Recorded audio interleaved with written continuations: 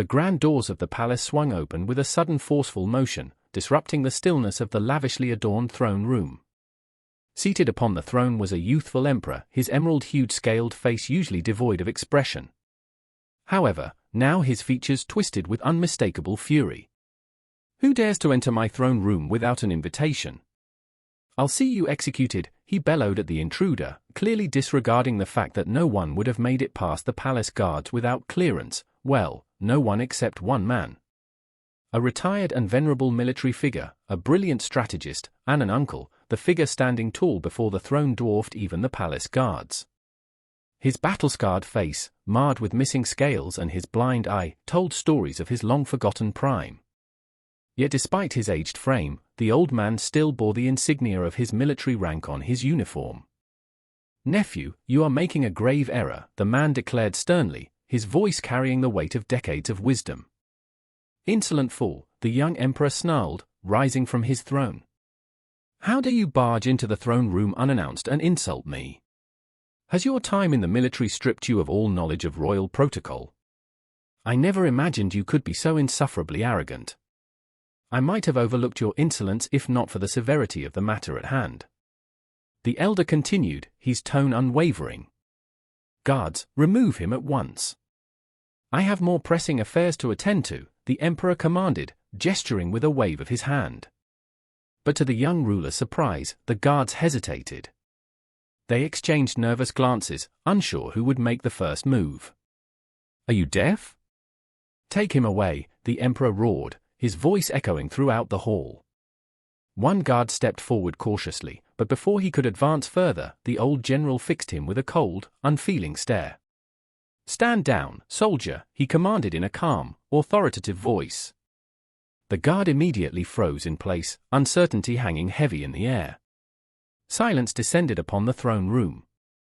The emperor's expression softened, curiosity overtaking his anger. "Uncle," he said more calmly, "what is the reason for your abrupt appearance? You must understand, what you are about to do will break ancient pacts and bring devastation upon our people.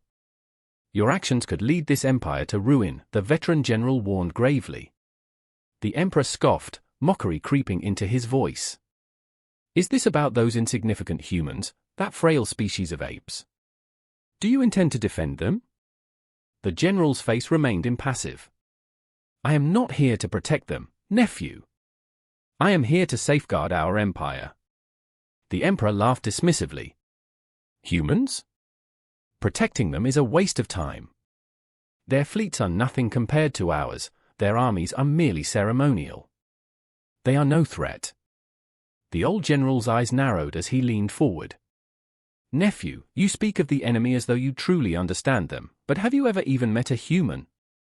Have you studied their wars, their strategies? Do you know what kind of enemy they truly are?" The emperor hesitated, searching for words. "They've lost wars before. They've only won by luck, nothing more. Our fleets are superior, our technology unmatched. We have the numbers to overwhelm them easily." "You still haven't answered my question," the old general replied sharply. "There's a saying from a human general long ago, if you know the enemy and know yourself, you need not fear the result of 100 battles. If you know yourself, but not the enemy, for every victory you will also suffer defeat. Nephew, you know neither yourself nor the enemy, and that means only one thing, failure." The emperor's face flushed with rage before he suddenly burst into laughter. "You come here to lecture me about war, and you do so by quoting a human? Uncle, perhaps you should have pursued a career in comedy instead of the military." The general's expression remained cold, his voice firm. "I've seen war, nephew. I've seen death and destruction on a scale you can't even imagine, and I will not let you lead our people into a pointless conflict with the Terran Federation." "You will not let me?" The emperor's voice seethed with anger. "Do you realize your defiance amounts to treason?" "I am not here to challenge the emperor," the general responded solemnly. "I am here to guide my nephew, to prevent him from making a mistake that will cost countless lives." "Guards," the emperor growled with growing irritation. "Remove him at once." But this time, the guards did not falter. They advanced on the old man, who stood still, his aged frame no longer able to resist. He offered no further protest, only a final desperate plea. Nephew, the humans have never lost a war. They may have lost battles, but every empire that has challenged them has crumbled. Even if we win, the cost will be unimaginable.